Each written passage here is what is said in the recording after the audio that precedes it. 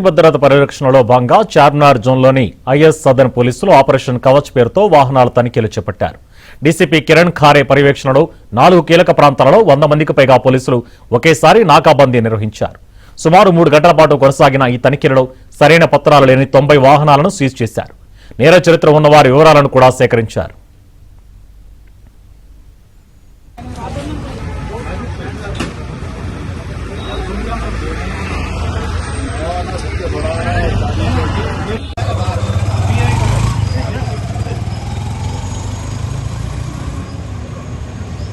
పర్యవేక్షణలో 4 కీలక ప్రాంతాలలో 100 మందికి పైగా పోలీసులు ఒకేసారి నాకాబందీ నిర్వహించారు.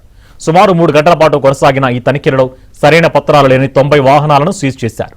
నేర చరిత్ర ఉన్న వారి వివరాలను కూడా సేకరించారు.